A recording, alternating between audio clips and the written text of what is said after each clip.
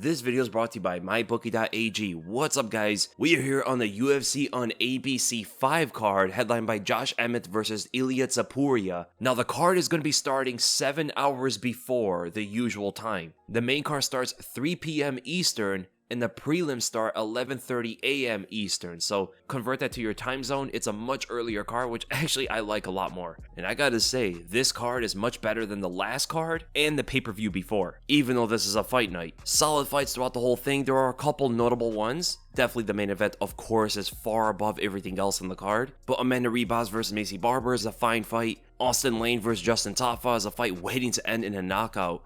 David Onama versus Gabriel Santos is a good one. I would say the second best fight on the card is Brendan Allen versus Bruno Silva. That one's kind of going under the radar. Brendan Allen's been performing a lot better as of late and seems to be hitting his prime now. He's on a good streak. Neil Magny versus Philip Rowe is headlining the prelims. Rennie Brown versus Wellington Turner should be an entertaining fight. Rebecca versus Radzhabov is a good one as well. Tabitha Ritchie versus Jillian Robertson is a fun fight in different ways. The undefeated Trevor Peek is on the card. He's always fun. Not the most technical guy in the world, but when he's fighting, he's for sure going to deliver on your entertainment. And the other undefeated prospect, Tatsuro Taira, is on the card. He's going up against his most difficult fight to date against Clayton Rodriguez. And he's the prospect of the night, in my opinion. Tatsuro Taira is looking so much better every time we see him. Thought to be more of a submission guy, is showing good striking, good fight IQ, and they're creeping him up in competition ever so slowly the correct way. He is only 23 years old, so this is a good pace for him right now. The fighter of the night is Ilia Topuria. Ilia Topuria is an undefeated fighter who, in a lot of fans' eyes, should be the next guy in line to fight Alexander Volkanovski if he's able to get through Josh Emmett. Emmett is much older. He just lost a title fight, which will leave the new fresh face of Ilia Topuria as the guy that everybody's looking forward to see if he can actually be somewhat of a challenge to the champion of the division. The stake of the night, the fighter that's in hot waters, is Cody Brundage. Cody Brundage is coming off a 2-loss streak. Both finishes, got knocked out by Alexei Achuk, and then got submitted by Rodolfo Vieira. He has a negative record in the UFC, 2-3, and if he loses this one to Cedricus Dumas, that probably is going to be it for him. But the banger of the night is Josh Emmett versus Ilia Topuria. There are some really fun ones throughout the whole card, but nothing's going to bang like Emmett versus Topuria. This is going to be a fight that's absolutely going to end in a finish, 100%. And probably is going to happen early on because Ilia brings the fight to Emmett, and Emmett's going to have to respond. Two of the biggest finishers on the whole card, two great knockout artists, and two guys at the highest level of their game. They're also going to be the fight of the night, as they are technically the best fighters on the card as well. So it is somewhat top heavy with that main event, but we cannot overlook the Brendan Allen versus Bruno Silva fight. This one's going to be somewhat interesting. It's crazy to me that Brendan Allen's only 27 years old. It feels like I've been watching this guy forever, but he's been in a lot of fights. That means a lot of weight cuts and a lot of training camps. Brendan Allen's a sizable favorite going into it, and I can see exactly what they're looking at. Bruno Silva is a guy who just got submitted by Gerald Mearshart 2 fights ago, and he got taken down like 7 times against Andrew Sanchez, who he beat late, by the way, so it does give people who are riding with Bruno Silva a bit of hope here that Silva can actually go later in the fight after getting taken down routinely and find that big shot because of his immense power, and that's the thing he's going to have as an advantage over Brendan Allen. Pure power is going to go to Silva. He can end the fight at any moment. And Brendan Allen's the same guy who got finished by Sean Strickland, is not a power puncher whatsoever. And he got finished by Chris Curtis as well. So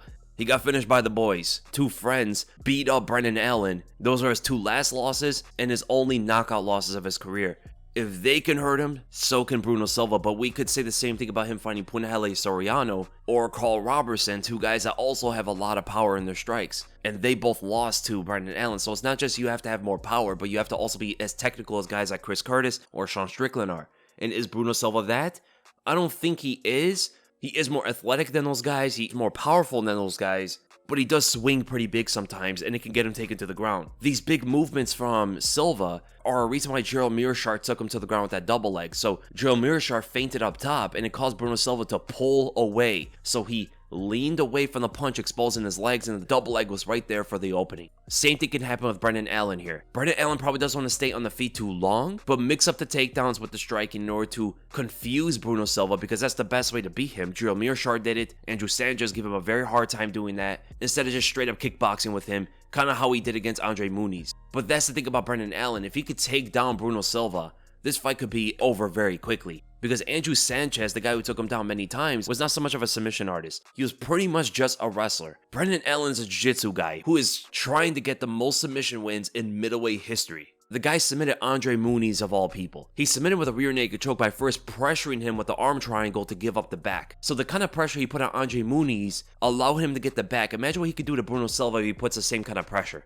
It would become so much easier for him. So he has to mix up the striking with the takedowns to get that win for himself. Bruno Silva has to get aggressive on the feet. Pushing back Brendan Allen is his main way to win this because he could time the uppercuts, he could keep the jab on Allen to constantly just disrupt his momentum because Allen's the kind of guy who strikes with basic fundamentals. He doesn't throw a lot of combinations, he throws a lot of just one punches, two punch combos, and that's pretty much it. There's a lot of long intervals between his strikes. He decides to strike after waiting out for like 2 to 3 seconds. So if Bruno Silva can fit in his own strikes in between those and be more active overall, I think not only is he going to be able to catch Brendan Allen on the feet more often, but also the takedowns are going to become a lot more obvious for him to defend because Allen would not be able to strike and just go for double or single legs. His takedowns will become a lot more obvious in the open with no setups, and we could trust Bruno Silva's takedown defense there. But the thing is, are we going to see that from Bruno Silva? He regularly puts on the pressure on his opponents, but his output is fairly low, and he mostly likes to throw power punches, which gives him that opening on himself for the takedown. He can knock you out just like he did against Brad Tavares in his last fight, but ultimately, I am going to go with Brendan Allen in this one. Too many openings for takedowns. I can see Brendan Allen actually pushing him back sometimes due to his more fundamental striking and keeping things basic. And as soon as the fight goes to the ground, Bruno Silva is going to be in a lot of trouble. Brendan Allen slowly becoming one of the better Brazilian Jiu-Jitsu artists of this division. In fact, some people are already saying that he might be the best Brazilian Jiu-Jitsu artist. So I'm going to go with Brendan Allen, and I'm going to go by a second round submission. Not too one-sided though, this could definitely be a close fight. And then we go to the main event. Josh Emmett versus Ilia Topuria. There's an even bigger gap in age here. Josh Emmett is 38 years old, one of the oldest fighters in the division in actual age. Ilia Topuria is 26 years old. Ilia Topuria was like 10 years old when Josh Emmett graduated college. He hasn't slowed down too much at all. I mean, he just fought for the belt, was on the best win streak of his career when you look at the competition. You know, defeating guys like Kelvin Cater, as controversial as it was, defeated Dan Ige, Shane Burgos, Mirsad Bektic, and Michael Johnson. He is probably the most powerful puncher, punch for punch, in the whole weight class. Nobody's as purely powerful as Josh Emmett is. But why don't you see as many knockouts in his career? Why does most of his fights go to a decision? It's because he swings wild. He's not that precise with his shots. If he hits you clean, he's gonna knock you out cold. A lot of times he's not hitting you clean at all. Ilia Topuria is a lot cleaner of a striker, a lot more accurate as a puncher, and that may be the big difference of the fight. In Ilia Topuria's UFC career so far, he has 3 knockout wins, 1 submission, and 1 decision. Most of his fights have ended by knockout, even when he went up to lightweight against Jai Herbert. Knocking that guy out in enemy territory was a huge achievement for himself. And it's crazy to think about because Ilia Topuria has as many knockouts as Josh Emmett does, even though he's been around like half as long. And the crazy thing about that is, Ilia was never known to be a knockout artist. He's always been known to be a Brazilian Jiu-Jitsu guy until like the end of 2019, where he just developed this boxing skill out of nowhere, knocking his opponents out with clean technique. And honestly, I think that is going to be the biggest difference of the fight.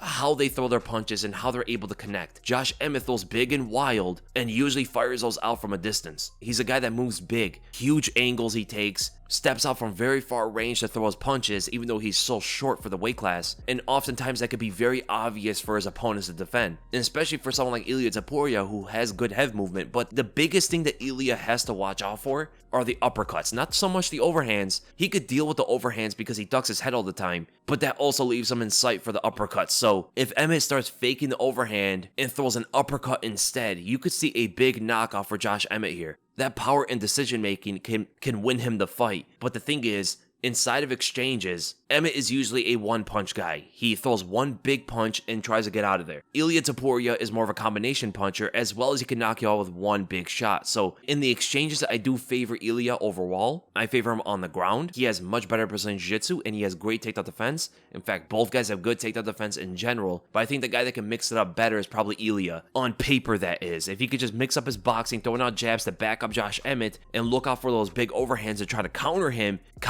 on those exits, Emmett likes to throw big, try to exit out. Those are the opportunities for Ilia to counter him. He has to evade or defend that big shot before he can intercept him with that right counter. Leg kicks are also going to be big for both guys because they both are very heavy on their front foot. But every single leg kick that gets thrown can get caught and converted into a takedown. I don't think Josh Emmett wants to be on the ground too much with Ilia due to the Brazilian Jiu-Jitsu difference, but Ilia definitely wants to be on the ground with Josh Emmett. So there's more comfortability for Ilia in this fight, and he definitely has a lot more openings to win it. So I'm ultimately going to have to go with the big favorite here, Ilia Topuria, and I'm going to go by a second round knockout. This fight is way too aggressive, way too dynamic for it to go to a decision. I would be absolutely shocked if it ever gets there. Ilia brings the fight. He doesn't let off the gas. He's going to get right in your face and force an exchange. Josh Emmett is not usually in those kind of fights. He likes to move away from you until he throws some big punch from distance and tries to exit out. He doesn't like to be inside of exchanges. Even as powerful as he is, he doesn't like to stay in exchanges, and that shows you that he doesn't have the defense for it. And that's why I think overall Ilia Topuria should be able to pull ahead. He might get touched up here and there because in every single one of his fights against a striker, Ilia has eaten some shots that marked him up. So I don't see anything too different with this one, except that he could get knocked out. That's why I'm having Ilia Topuria much less as a favorite. I think a lot of people are underestimating Josh Emmett's capabilities here on him finding that one big shot on Topuria, but for the long haul, Ilia should be able to get ahead of Josh Emmett unless like some big knockout for Emmett happens. And that's why I'm ultimately going with him on the odds as well, picking him as the favorite on mybookie.ag, and you could do the same. If you're riding for Ilia Topuria, make sure to go to mybookie.ag and capitalize on these odds as he's nearing a 4-1 favorite. He's only growing. The one interesting thing on the props though here, methods of victory, is that they have Josh Emmett winning by knockout as a plus 370. That's the way he would most likely win the fight. So if you're going with Josh Emmett, it probably would be smarter to pick him to win by a knockout than just to pick him in general. And as you can see for Ilia Topuria, both ways of finishing are plus 124 and plus 145. It can happen either way. He could drop Emmett and submit him, or he can go for the TKO finish. Another interesting one on the odds are Amanda Ribas versus Macy Barber. Macy Barber's actually been performing a bit. She had a controversial decision in her last fight against Miranda Maverick. A lot of people thought that Macy Barber should have lost that fight, but the thing about Amanda Ribas, she's technically much better than Barber, but we've seen Ribas not do too well against pressure fighters. She got stunned before and finished by Marina Rodriguez. She's 2-2 in her last 4 fights, and I don't like what she does against pressure fighters where she tries to hip toss them. I can see Macy Barber being way too physical and way too aggressive and winning on the scorecards against Amanda Ribas. Interesting to see that Austin Lane to win by knockout is plus 202. Both guys are big knockout artists, but they are going big time with Justin Tafa. Either guy can win this. It wouldn't surprise me one way or the other, but that plus 202 for a knockout is pretty interesting. Trevor Peek and Jose Mariscal's a pick'em. Both guys are not fast, but Trevor Peek definitely has more power, and he's a lot better in exchanges. It could be hard to brawl with Trevor Peek, and I can see him being way too aggressive for Jose. I don't think it's going to be a technical fight. I see Trevor Peek drawing the fight into his own game and winning through that. Interesting to see that it's a pick'em. Now, the biggest favorites on the card that should win, I say Neil Magny against Phil Rowe. I was actually expecting him to be a much more of a favorite than a minus 175. Neil Magny has some good wins against top 15 fighters, and he's been around for such a long time. He's fighting a guy outside the rankings, and he's not a massive favorite, which is interesting to me. I think he absolutely should be, unless Phil Rowe just shows up better than we've ever seen him. The other one's Trevor Peek. I do expect him to beat Jose. And there's also Tatsuro Taira. Now, I do think he should absolutely win the fight, but I also do think the odds are underestimating Clayton Rodriguez. That guy's a pretty decent fighter. I'm a little bit iffy on the Zalga Zumagulov fight. I think Joshua Van actually has much more of a chance to win this. So he's one of the underdogs I'm looking more closely at. I'm not going to jump on those odds yet, but it is one I'm going to keep my eyes on. Jack Jenkins as well, being an underdog, is interesting. And if you want to capitalize on these odds or look for anything else that you're confident in, make sure to go to mybookie.ag and sign up for the deposit bonus, where MyBookie will match up your first deposit all the way up to $1,000. So if you put like 500, they'll match your 500. This is going to come with a withdrawal rollback requirement. And in order to activate this offer, make sure you use the promo code WEASEL, that's WEASLE, to take advantage of MyBookie's sign-up offer. Make sure to visit mybookie.ag today, where you could win big. Should be a pretty solid card. I'm very much looking forward to this one. This is probably the best card of all of June before we get into the stacked July month. So I hope you guys enjoyed the video, and if you did, make sure to give this a like, make sure to subscribe, and I'll see you guys in the next video.